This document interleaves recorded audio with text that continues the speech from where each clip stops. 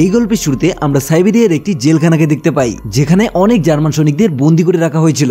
আসলে দ্বিতীয় বিশ্বযুদ্ধ শেষ হওয়ার পরে রাশিয়া বহু জার্মান সৈনিকদের বন্দী করে এবং তাদেরকে দিয়ে সীসার খনিতে কাজ করতে শুরু করে।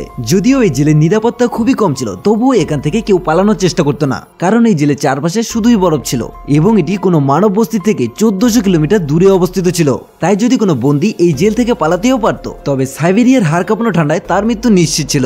তবে এই বন্দীদের মধ্যে একজন এমনও ছিল যে জেল থেকে পালিয়ে তার স্ত্রী ও মেয়ের কাছে যেতে চেয়েছিল।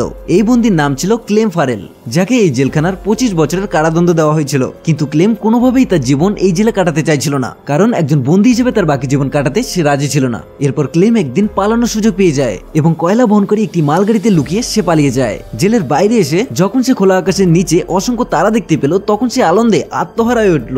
তবে কিছু দূর যাওয়ার পরই সেই মালগাড়ি থামিয়ে দেওয়া হয়। ক্লেম বাইরে উকি মেরে দেখলো একজন রাশিয়ান সৈন্য বন্দুক তাক করে তার সামনেই দাঁড়িয়ে আছে এবং এখানেই ক্লেম ধরা পড়ে যায়। জেল থেকে পালানোর অপরাধে তাকে একটা খোলা আকাশের নিচে সেলে বন্দী করে রাখা হয়। পুরো 2 দিন পর জেলের ওয়ার্ডেন তার কাছে আসে এবং সেল থেকে বের করে তাকে বলে, তোমার সঙ্গীরা অধীর আগ্রহে তোমার জন্য অপেক্ষা করছে। যখন ক্লেম তার সঙ্গীদের সঙ্গে দেখা করে, তখন দেখে তারা সবাই লাঠি ডান্ডা হাতে অপেক্ষা করছে, কারণ ক্লেম পালানোর কারণে তাদের গত 2 দিন ধরে না খাইয়ে রাখা হয়েছিল। ক্লেমকে দেখতে পেয়েই বাকি বন্দীরাও তার উপর হামলা করে এবং প্রচন্ড মারধর করে। মারধরের ফলে ক্লেম এতটাই আহত হয় যে তাকে জেলের হাসপাতালে ভর্তি করতে হয়। এই জেলের ডাক্তারও একজন জার্মান বন্দী ছিল এবং সে ক্লেমের সাহস দেখে সে অবাক হয়ে যায়। তখন ক্লেম তাকে বলে, আমি আবার এই জেল থেকে পালাতে চাই, আর এই কাজের জন্য আপনার সাহায্যের দরকার। ডাক্তার তাকে বোঝানোর চেষ্টা করে এই জেল থেকে জীবিত পালানো অসম্ভব, আর যদি তুমি পালাতেও পারো তাহলে বাইরে সাইবেরিয়ার হাড় কাঁপানো ঠান্ডায় মারা যাবে। তবে সত্যিটা হলো, যদি তুমি এখান থেকে নাও পালাও তবুও তোমার মৃত্যু নিশ্চিত, কারণ যেসব খনিতে তুমি কাজ করো সেখানে সীসার মাত্রা অনেক বেশি। বাতাসের মাধ্যমে এটা তোমার শরীরে প্রবেশ করে এবং ক্যান্সারের মতো মারাত্মক রোগের কারণ হতে পারে। তাই ডাক্তার তাকে পরামর্শ দেয়, তোমার উচিত একবার অন্তত পালানোর চেষ্টা করা। এরপর ডাক্তার নিজের সমস্ত গরম পোশাক ও জুতো ক্লেমকে দিয়ে দেয় এবং জানায় যে রাশিয়ান সৈন্যরা তাদের খাবার রেল লাইনের আশেপাশেই লুকিয়ে রাখে। এরপর ডাক্তার ক্লেমকে একটা বন্দুকও দেয় যাতে সে নিজের আত্মরক্ষা করতে পারে। আসলে ডাক্তার নিজেও পালানোর জন্য এইসব জিনিসের জোগাড় করেছিল, কিন্তু 1 সপ্তাহ আগে জানতে পারে সে ক্যান্সারে আক্রান্ত এবং তার জীবনের মাত্র 1 মাস বাকি আছে। এরপর সে ক্লেমকে একটা লাঞ্চ বক্স দেয় এবং বলে, যদি তুমি বেঁচে থাকো তবে দয়া করে আমার পরিবার পর্যন্ত এটি পৌঁছে দিও, আর তাদের জানিয়ে দিও আমি আর এই পৃথিবীতে নেই। রাতের অন্ধকারে ক্লেম আবার পালিয়ে যায়, তবে এবার সে মালগাড়িতে ওঠার বদলে হেঁটেই পালিয়ে যাওয়ার সিদ্ধান্ত নেয়। তারপর ওয়ার্ডেন যখন জানতে পারে যে ক্লেম জেল থেকে পালিয়ে গেছে, তখন ডাক্তারকে জিজ্ঞাসাবাদ করতে সে তার রুমে পৌঁছায়। তবে তার আগেই ডাক্তার নিজের জীবন শেষ করে ফেলেছিল। এরপর ওয়ার্ডেন প্রচুর রাশিয়ান সৈনিকদের ক্লেমের সন্ধানে পাঠায়, কিন্তু বহুদিন ধরে খোঁজার পরেও ক্লেমের কোনো হদিশ পায় না। সবাই ধরে নিচ্ছিল যে ক্লেম প্রচন্ড ঠান্ডায় জমে মারা গেছে, কিন্তু ওয়ার্ডেন জানতো যে ক্লেম খুবই শক্তিশালী আর এত সহজে হাল ছেড়ে দেওয়ার মানুষ সে নয়। তাই সে এই অনুসন্ধানের অভিযান চালিয়ে যাওয়ার জন্য আদেশ দেয়। অন্যদিকে ক্লেমকে দেখা যায় যে সে প্রবল বরফের ঝড়ের মধ্যেও জিনিসপত্র নিয়ে এগিয়ে চলছে। জেল থেকে পালানোর 9 দিন পর হঠাৎ সে কুকুরের ডাক শুনতে পায়। সে যখন পিছনে তাকায় তখন দেখতে পায় একটি স্লেজ তার দিকেই আসছে।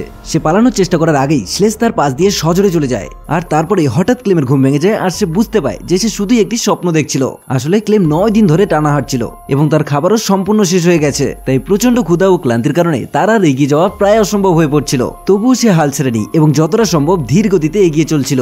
অবশেষে কয়েকদিন পর ক্লেমের শরীরও আর সইতে পারছিল না এবং সে প্রচন্ড খিদার কারণে অজ্ঞান হয়ে পড়ে। কয়েক ঘন্টা পর যখন সে জ্ঞান ফিরে পায়, তখন আশেপাশে একটা অদ্ভুত শব্দ শুনতে পায়। তখনই সে দেখতে পায় তার সামনেই একটা সিল। সেটা দেখেই তার চোখ উজ্জ্বল হয়ে ওঠে। সেই সঙ্গে সঙ্গেই তার বন্দুক বের করে এবং সম্পূর্ণ শক্তি দিয়ে সেই সিলের দিকে নিশানা করে গুলি ছাড়ে, কিন্তু তার লক্ষ্য ভ্রষ্ট হয় এবং সিল দ্রুত পালাতে শুরু করে। তখন ক্লেমও ছটফট করে তার পিছনে দৌড়তে থাকে। ক্লেম সিলের পিছনে দৌড়তে থাকে, কিন্তু সে গুলি চালানোর আগেই সিল একটি পাথরের আড়ালে চলে যায়, আর ভাগ্যক্রমে এবার সেটি সঠিকভাবে সিলের গায়ে গিয়ে লাগে। এটা দেখে ক্লেম আনন্দে নিচে উঠে, কারণ এখন অন্তত তাকে বাকি পথের জন্য খাবারের চিন্তা করতে হবে না। বহুদিন পর সে পেট ভরে খাবার খায়। তারপর কিছুক্ষণ বিশ্রাম নিয়ে সে আবার যাত্রা শুরু করে। এই দীর্ঘ যাত্রায় ক্লেম পুরোপুরি একা, আর চারপাশে কেবল বরফ ছাড়া আর কিছুই ছিল না। এই নির্জন পরিবেশে তার মানসিক অবস্থা খারাপ হতে পারত, তাই সে নিজেই নিজের সঙ্গে কথা বলতো এবং পজিটিভ চিন্তা ভাবনা করে নিজেকে অনুপ্রাণিত করত। পাশাপাশি মাঝে মাঝে কম্পাস দিয়ে নিশ্চিত করে নিত যে সে সঠিক পথেই আছে এবং বরফের এই বিশাল বিস্তারে সে হারিয়ে যাচ্ছে না। এভাবেই দিন কেটে যেতে থাকে এবং টানা 2 মাস হাঁটার পর হঠাৎ ক্লেম বরফের এই মরুভূমিতে একটা ছোট্ট গাছ দেখতে পায়। গাছটি দেখে ক্লেম আনন্দে লাফিয়ে ওঠে এবং সে দৌড়ে গিয়ে সেটাকে জড়িয়ে ধরে, কারণ গাছটি ছিল একটি বড় ইঙ্গিত। এর মানে টানা 2 মাস ধরে হাঁটার পর ক্লেম অবশেষে আর্কটিক সার্কেলের বাইরে চলে এসেছে। অন্যদিকে ওয়ার্ডেন তখনও ক্লেমের খোঁজ চালিয়ে যাচ্ছিল। সে তার অনুসন্ধানদের আদেশ দেয় ক্লেমকে এবার 500 কিলোমিটার ব্যাসার্ধের বাইরেও খুঁজতে থাকো। এদিকে ক্লেম একটি জঙ্গলের মধ্যে দিয়ে হাঁটছিল, তখনই হঠাৎ এক প্রবল তুষারঝড় শুরু হয়। ঝড় এতটাই শক্তিশালী ছিল যে বিশাল বিশাল গাছ শিকড় সহ উপড়ে যেতে শুরু করে। যখন ক্লেম সামনে এগোনোর চেষ্টা করছিল, তখন হঠাৎ একটি বিশাল গাছ সরাসরি তার উপর ভেঙে পড়ে। তবে ভাগ্যক্রমে ঠিক সেই সময় স্যাম জন ও ম্যাটন নামের 2 ব্যক্তি, যারা জঙ্গলে সোনা খুঁজতে এসেছিল, তারা ক্লেম ক্লেমকে দেখতে পায় এবং সময় মতো তাকে উদ্ধার করে ফেলে। এরপর তারা তিনজন একসঙ্গে পথ চলতে থাকে এবং কয়েকদিন হাঁটার পর অবশেষে সেই বরফের স্থান থেকে বেরিয়ে আসে। এরপর পথে তাদের সামনে একটি নদী পড়ে এবং সেটি পার হওয়ার জন্য তারা কাঠ দিয়ে একটি ছোট নৌকা তৈরি করে।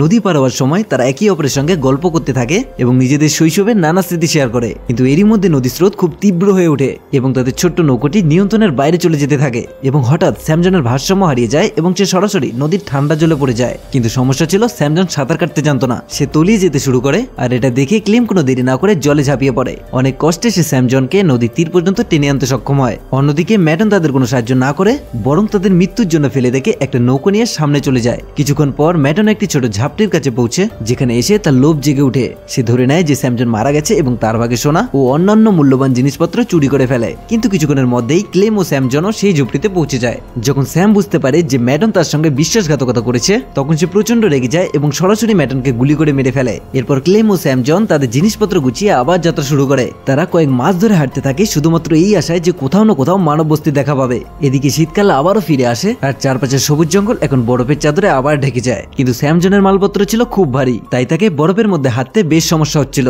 এটা দেখে ক্লেম তার বোঝা কমানোর চেষ্টা করে এবং তাকে বলে, তুমি কিছুক্ষণ তোমার জিনিসপত্র আমাকে দাও। ক্লেম যখন এটি বলে তখন স্যামজন মনে করে হয়তো ক্লেমও তার সোনা চুরি করতে চাচ্ছে, তাই সন্দেহবশত সে ক্লেমের উপর আক্রমণ করলো এবং সে নিজে পড়ে যেতে লাগলো। কিছুক্ষণ পর যখন ক্লেমের জ্ঞান ফিরল, সে দেখতে পেল যে একটি নেকড়ের দল তার দিকে এগিয়ে আসছে। প্রাণে বাঁচার জন্য সে দ্রুত একটি গাছে উঠে গেল, কিন্তু হিংস্র নেকড়েগুলো তার পা কামড়ে ধরে টেনে নামানোর চেষ্টা করছিল। দুর্ভাগ্যবশত গাছটি খুবই সরু ছিল, তাই সেটি মাঝখান থেকে ভেঙে গেল। এখন তার মৃত্যু এক প্রকার নিশ্চিত ছিল। কিন্তু ঠিক তখনই গুলির শব্দ শোনা গেল। ক্লেম যখন চোখ খুলল তখন দেখতে পেল সমস্ত নেকড়ে মাটিতে পড়ে আছে। আসলে ওই অঞ্চলের কিছু শিকারী ঠিক শেষ মুহূর্তে এসে তাকে বাঁচিয়ে ফেলেছিল। এরপর তারা ক্লেমকে তুলে তাদের গ্রামে নিয়ে গেল আর গ্রামের মানুষেরাও তার যত্ন নিল। কিন্তু একদিন গ্রামে একটি সরকারি নোটিশ পৌঁছালো, যা কেউ আর নয় বরং ওই ওয়ার্ডেনই পাঠিয়েছিল। সেই চিঠিতে লেখা ছিল যে জার্মান সৈন্য তাদের কারাগার থেকে পালিয়ে গেছে এবং যদি কেউ তাকে আশ্রয় দেয় তবে তাকে দেশদ্রোহিতার অপরাধে শাস্তি দেওয়া হবে। এই কঠোর নির্দেশের কারণে ক্লেম বাধ্য হয়ে গ্রাম ছাড়ার সিদ্ধান্ত নেয়। তবে যাওয়ার আগে গ্রামের মানুষরা তাকে প্রচুর খাবার ও একটি প্রশিক্ষিত কুকুর উপহার দেয়। এখন তার দীর্ঘ যাত্রায় একজন সঙ্গী ছিল, তাই সে একাকিত্ব অনুভব করলো না। অনেকদিন হাঁটার পর তারা একটি মিল দেখতে পেল। মিলটি দেখা মাত্রই ক্লেমের কুকুরটি খাবারের সন্ধানে দৌড়ে গেল। কুকুরটিকে বাঁচাতে ক্লেমও মিলের ভিতরে ঢুকে পড়লো, কিন্তু সেখানে থাকা কর্মীরা তাকে চিনে ফেললো এবং মিলের মালিকের কাছে নিয়ে গেল। এখানে ক্লেম সবাইকে তার পুরো কাহিনী শুনিয়ে দিল। সবকিছু জানার পর মিলের কর্মীদের মনে তার প্রতি গভীর সহানুভূতি জন্মালো। তারা তাকে খাবার দিল এবং জার্মানিতে যাওয়ার জন্য একটি ট্রেনেও তুলে দিল। ক্লেম মনে মনে খুব খুশি ছিল যে সে শীঘ্রই তার বাড়িতে পৌঁছাতে পারবে, কিন্তু সে জানতো না যে মিলের মালিক তার খবর ওয়ার্ডেনের কাছে পৌঁছে দিয়েছিল। তাই ওয়ার্ডেন তার সৈন্য নিয়ে আগেই স্টেশনে ক্লেমের জন্য জাল পেতে রইল। তবে স্টেশনে পৌঁছানোর আগেই ক্লেম সৈন্যদের দেখতে পেল এবং সুযোগ বুঝে স্টেশনে পৌঁছানোর আগেই ক্লেম ট্রেন থেকে নেমে গেল। কিন্তু দুর্ভাগ্যবশত রাশিয়ান সৈনিকরা তাকে দেখতে পেল এবং তার পিছনে ধাবা শুরু করলো। ক্লেম দ্রুত রেল লাইনের উপর দিয়ে দৌড় দিল, কিন্তু হঠাৎ কোথা থেকে যেন ওয়ার্ডেন তার সামনে এসে দাঁড়ালো। এটি দেখে ক্লেমের মন ভেঙে গেল, কারণ এত বছরের কঠোর পরিশ্রম যেন এক মুহূর্তে ব্যর্থ হয়ে গেল। ওয়ার্ডেন তাকে গ্রেপ্তার করার আগেই ক্লেমের কুকুরটি ওয়ার্ডেনের উপর ঝাঁপিয়ে পড়ে তাকে কামড়ে দিল এবং সেই সুযোগে ক্লেম পালিয়ে যেতে পারলো এবং সে তার সমস্ত শক্তি দিয়ে দৌড় লাগালো। কিন্তু ঠিক তখনই একটি গুলির শব্দ শোনা গেল। ক্লেম যখন পিছনে তাকালো তখন সে দেখলো যে তার প্রিয় কুকুরটি মাটিতে লুটিয়ে পড়ে আছে। এটি দেখে তার হৃদয় ভেঙে গেল, কিন্তু সে থামলো না, বরং আরো দ্রুত এগিয়ে যেতে লাগলো। এরপর একটি ব্রিজের উপর উঠে নিচে চলতে থাকা একটি ট্রেনের উপর লাফ দিল এবং সেখান থেকে পালিয়ে গেল। সময় কেটে যেতে লাগলো এবং ক্লেম ধীরে ধীরে তার যাত্রায় আবার এগিয়ে যেতে লাগলো। কিছুদিনের মধ্যেই 1952 সাল এসে গেল। এখন ক্লেমের কারাগার থেকে পালানোর 7 বছর কমপ্লিট হয়ে গেল। সেই মুহূর্তে সে ছিল সেন্ট্রাল এশিয়াতে এবং গ্রামের একটি মেলাতে এদিক ওদিক ঘুরছিল। সে সেখানে নানা খাবার দাবার দেখলো, কিন্তু তার কাছে টাকা ছিল না, তাই মন খারাপ করে সামনে এগিয়ে গেল। ঠিক তখনই তার চোখ দুটি মেয়ের দিকে পড়লো যারা মেলায় প্যানকেক বিক্রি করছিল। ক্লেম খুব প্যানকেক খেতে চেয়েছিল, কিন্তু তার পকেটে 1 পয়সাও ছিল না, তাই হতাশ হয়ে সে সেখান থেকে চলে যেতে লাগলো। কিন্তু হঠাৎ সেই দুই মেয়ের একজন তার প্রতি দয়া দেখিয়ে সে তার প্যানকেক থেকে এক টুকরো ছিঁড়ে ক্লেমকে দিল। প্রথমে ক্লেমের একটু সন্দেহ লাগলেও কিন্তু পরে সে সেটিকে খেয়ে নিল। ওই মেলায় একজন ইহুদি মানুষ ছিল যে পুরো ঘটনাটি দেখছিল। এরপর ক্লেম একটি গির্জায় গেল এবং সেই লোকটিও তাকে অনুসরণ করে গির্জায় পৌঁছালো। আসলে এই মানুষটিও একসময় যুদ্ধবন্দী ছিল, তাই সে ক্লেমকে পুলিশের হাতে তুলে দেয়নি, বরং তাকে সাহায্য করার চেষ্টা করলো। এরপর সে ক্লেমকে নিজের বাড়িতে নিয়ে গেল, যেখানে বহু বছর পর ক্লেম সেভিং করলো এবং নিজের পুরনো চেহারায় ফিরে এলো। এরপর সেই লোকটি ক্লেমকে একটি নতুন পাসপোর্ট বানিয়ে দিল, যাতে সে রাশিয়ান বর্ডার পার করে জার্মানিতে পৌঁছাতে পারে। বিদায় নেওয়ার আগে ক্লেম সেই লোকটিকে থ্যাংক ইউ জানালো এবং রাশিয়া থেকে জার্মানির বর্ডারের দিকে রওনা দিল। কয়েক সপ্তাহ পর সে রাশিয়ান বর্ডারে পৌঁছালো এবং সেখানে উপস্থিত রাশিয়ান সৈনিককে তার পাসপোর্ট দেখালো। ক্লেম ভয় পাচ্ছিল যে সৈনিকটি যদি তাকে চিনে ফেলে বা নকল পাসপোর্ট ধরা পড়ে তাহলে সব শেষ হয়ে যাবে, কিন্তু ভাগ্যবশত এমন কিছুই ঘটলো না এবং সৈনিকটি তাকে বর্ডার পার হওয়ার অনুমতি দিল।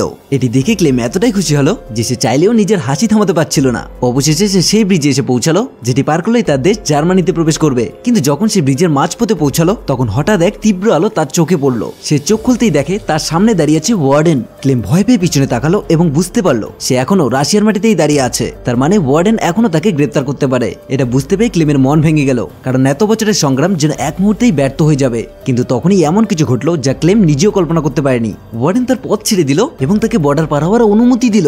ক্লেম প্রথমে বিশ্বাস করতে পারছিল না, কিন্তু সাহস করে সামনে এগিয়ে এলো। আসলে ওয়ার্ডেন ক্লেমের বেঁচে থাকার প্রবল ইচ্ছাশক্তি ও তার সাহসিকতা দেখে ওয়ার্ডেন খুবই মুগ্ধ হয়েছিল। তাই সে ক্লেমকে গ্রেপ্তার করেনি এবং তাকে নিজের দেশে ফিরে যাওয়ার অনুমতি দিয়েছিল।